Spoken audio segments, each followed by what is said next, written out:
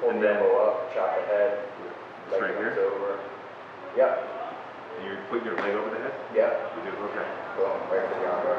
So I'll do that if it's either no gi and I can't grab the collar, or if, yeah, that's pretty much it. If I feel like the collar is not there or I can't get it, then I'll go for that arm bar variation. Yeah. But I'd rather go for the choke every time. Yeah. Yeah, for sure. Cool, thank you. Yeah, my pleasure, guys. Anything else? Any other questions? You guys good?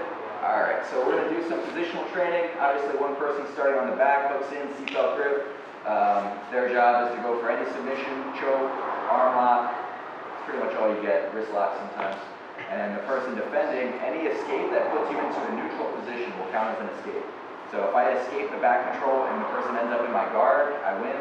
Or if I end up in their guard, I win.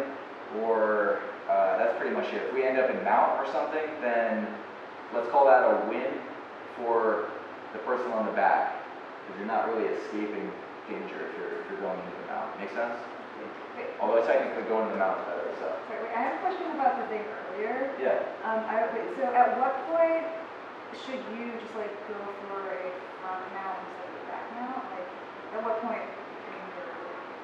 Like let go of the back and go to the mount instead Yeah, of so like recover. if you're like getting into technical mount, right? Like, Yeah. like at what point do you just give up on the back and like go for a front mount? Usually it depends on if my foot is trapped between your legs or not. Yeah. If my top leg is between their knees, I can only go to their back. Because if I stay in technical mount with my foot trapped, they're going to turn to face me and I'll be in like a deep half guard kind of deal. So if I can pull my foot out and step over, then I'll stay in technical mount, or I'll go for the arm bar, or I'll pull their elbow up and just mount them. Well, I guess like at what point when they're like if their shoulders are flat on the mat, like can you remount from there? Not so much. Okay, Yeah. If both shoulders are flat, it's going to be very, very tough to remount.